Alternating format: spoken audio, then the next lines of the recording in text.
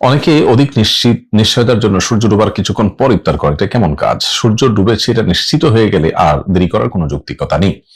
কারণ নবী সাল্লাল্লাহু আলাইহি ওয়াসাল্লাম বলেছেন, লা ইয়াজালুন নাসু বিখাইরিন মা আজ্জালুল ফুতুর ওয়া আখারুস সাহুর।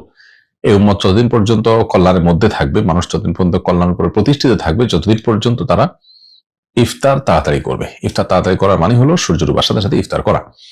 এজন্য অধিকতর নিশ্চয়তার জন্য দেরি করা এটার কোনো যৌক্তিকতা নেই। তবে যদি সূর্য ডুবা নিয়েই সংশয় দেখা দেয় যে আসলে আদৌ ডুবছে কিনা, তাহলে সেক্ষেত্রে আপনি নিশ্চিত হওয়া পর্যন্ত অপেক্ষা করবেন। বাস এটুকু। যখন ডুবে গেছে নিশ্চিত, দেখা যাচ্ছে না, অথবা ডুবে যাওয়াটা যে কোনো ভাবে হোক আপনি নিশ্চিত হয়ে গেছেন, তাহলে সেক্ষেত্রে আর আসলে বিলম্ব করবার কোনো যৌক্তিক কারণ নেই। 1 মিনিট 2 মিনিট বিলম্ব করলেন সেটা ভিন্ন বিষয়, কিন্তু অনেকে দেখা যায় অন্ধকার হওয়া পর্যন্ত অপেক্ষা করেন।